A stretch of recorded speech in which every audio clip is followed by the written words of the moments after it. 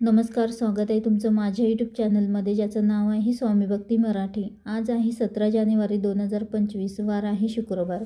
तर आज आलेली आहे संकष्ट चतुर्थी, वर्षातील पहिली संकष्ट चतुर्थी आणि त्यासोबतच पौष महिन्यामध्ये ही चतुर्थी आलेली आहे। कृष्ण पक्षातील चतुर्थीला संकष्ट चतुर्थीचे व्रत केले जाते आणि प्रत्येक महिन्याला संकष्ट चतुर्थी ही येतेच आणि प्रत्येक चतुर्थीचं वेगळे महत्त्व असते। पौष महिन्यातील ही चतुर्थी तीळ संकष्ट चतुर्थी म्हणून ओळखली जाते आणि या दिवशी स्त्रिया आपल्या मुलांच्या दीर्घायुष्यासाठी या दिवशी प्रार्थना करतात, व्रत करतात आणि संध्याकाळी चंद्राची पूजा करूनच हे व्रत सोडले जाते। धार्मिकदृष्ट्या हा दिवस खूप महत्त्वाचा मानला जातो आणि त्यामुळेच या दिवशी काही उपाय देखील केले जातात।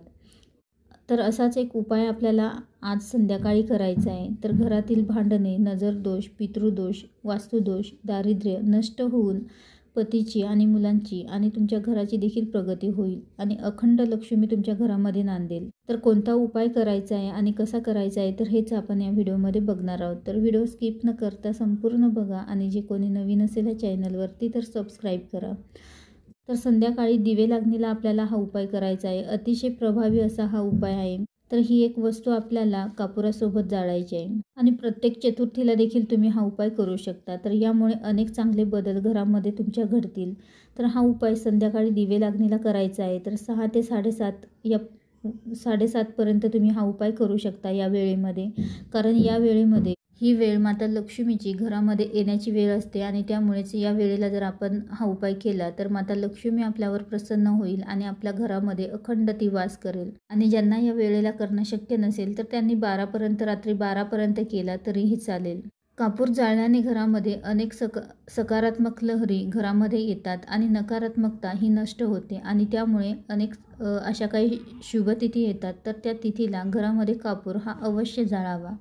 जर हा उपाय घरामध्ये केला तर घरातील वादविवाद थांबून घरातील वातावरण चांगलं होईल। अनेक घरामध्ये सतत भांडणे, वाद, क्लेश होतात। आई वडील किंवा मुलगा वडील किंवा मुलगा आणि आई, पती पत्नीमधील वाद असो आणि ज्या घरामध्ये सतत वाद आणि भांडणे होतात तिथे कधीही पैसा टिकत नाही, त्या घरामध्ये लक्ष्मी स्थिर राहत नाही। त्यासोबतच हा उपाय घरामध्ये केल्याने पितृदोष देखील दूर होतो आणि कापूर घरामध्ये जाळल्याने घरामध्ये बाहेरील नकारात्मकता ही कधीच प्रवेश करत नाही आणि वाईट नजरेपासून आपलं कुटुंब आणि घरातील सदस्यांचं नेहमी संरक्षण होते। तसेच ही वस्तू घरामध्ये जाळल्याने जर तुमची मुलं सतत चिडचिड, हट्टीपणा करत असतील, अभ्यास करत नसतील, त्यांची प्रगती होत नसेल तर हा उपाय अवश्य तुम्ही आज संध्याकाळी करा आणि प्रत्येक चतुर्थीला देखील करा।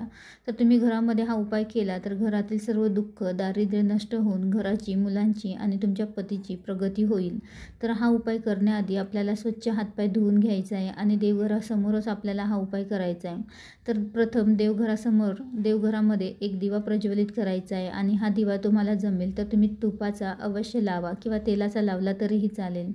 धूप लावायचा आहे आणि त्यानंतर एक प्लेट घ्यायची आहे किंवा मातीची एक मोठी पंती घ्यायची आहे आणि त्यामध्ये आपल्याला सुक्या खोबऱ्याचा एक तुकडा ठेवायचा आहे आणि त्यावरती आपल्याला 5 भीमसेनी कापुराच्या वड्या ठेवायच्या आहे किंवा साधा कापूर असेल तर तोही तुम्ही घेऊ शकता। त्यानंतर 2 अख्खे लवंग घ्यायचे आहे त्यावरती आणि त्यावरती चिमूटभर पांढरे तीळ देखील आपल्याला घ्यायचे आहेत। या चतुर्थीला तिळाला खूप महत्त्व आहे, कारण ही चतुर्थी पौष महिन्यामध्ये आलेली आहे आणि त्यामुळेच तीळ आपल्याला यामध्ये घ्यायचे आहे आणि तीळ हे दारिद्र्य नाशक मानले जाते आणि त्यामुळे तीळ घरामध्ये जेव्हा आपण जाळतो तेव्हा घरातील दारिद्र्य नष्ट होते आणि त्यामुळेच आपल्याला तीळ आजच्या दिवशी जाळायचे आहे।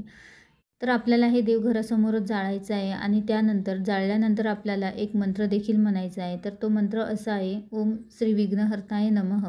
तर या मंत्राचा आपल्याला ते पूर्ण जळेपर्यंत जप करायचा आहे। तर हा मंत्र अतिशय प्रभावी मंत्र आहे। तर याचा जप केल्याने घरातील वास्तुदोष, पितृदोष, संकट, अडचणी देखील नष्ट होतात। गणपती बाप्पा हे विद्येचे आणि ज्ञानाचे देवता आहेतच, पण ते विघ्नहर्ता आणि दुःखहर्ता देखील आहेत आणि गणपती बाप्पांची जो व्यक्ती मनोभावे सेवा करतो त्याच्या आयुष्यामध्ये कधीच अडचणी, संकट हे देखील येत नाही आणि आले तर ते जास्त काळ टिकत नाही।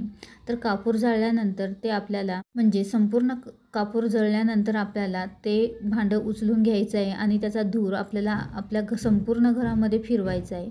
आणि फिरवून झाल्यानंतर परत आपल्याला ती पंती देवघरासमोर आणून ठेवायची आहे आणि ती रात्रभर तशीच ठेवायची आहे. दुसऱ्या दिवशी सकाळी उठल्यानंतर स्नान झाल्यानंतर आपल्याला त्या वस्तू उचलून निर्माल्यामध्ये टाकून द्यायची आहे. तर अतिशय प्रभावी असा हा उपाय आहे. तर अवश्य तुम्ही हा उपाय आज करून बघा आणि यापुढे प्रत्येक चतुर्थीला देखील तुम्ही हा उपाय करू शकता. यामुळे घरातील ज्या काही अडचणी, संकट, दुःख असतील तर ते नष्ट होतील आणि तुमच्या घरामध्ये अखंड लक्ष्मी नांदेल. तुम्हाला मासिक धर्म असेल तर तुम्ही हा उपाय करू नका. घरातील इतर कोणालाही तुम्ही हा उपाय करायला सांगू शकता. विटाळ सुतक असेल तर तुम्ही हा उपाय करू नका. त्यासोबतच घरामध्ये जर सतत पैशांच्या अडचणी येत असतील तर आजपासून रोज संध्याकाळी 2 लवंग आणि 2 कापूर संध्याकाळी आपल्या घरामध्ये जाळा. तर हा देखील उपाय तुम्ही करून बघा. नक्कीच तुमच्या ज्या काही अडचणी असतील, आर्थिक अडचणी असतील तर त्या हळूहळू दूर होताना दिसतील. लवंग हे माता लक्ष्मीला अतिशय प्रिय आहे आणि त्यामुळेच लवंग आपल्या घरामध्ये जाळल्याने माता लक्ष्मी ही आपल्या घराकडे आकर्षित होते आणि त्यामुळेच तुम्ही हा उपाय देखील करून बघा. नक्कीच तुमच्या ज्या काही अडचणी, आर्थिक अडचणी असतील किंवा इतर ज्या कोणत्या अडचणी असतील तर त्या नष्ट होऊन घरामध्ये अखंड लक्ष्मी नांदेल आणि घरामध्ये सुख, समृद्धी येईल. तर व्हिडिओ आवडला असेल तर नक्कीच लाईक करा, कमेंट करा, शेअर करा आणि सबस्क्राईब करा. श्री स्वामी समर्थ.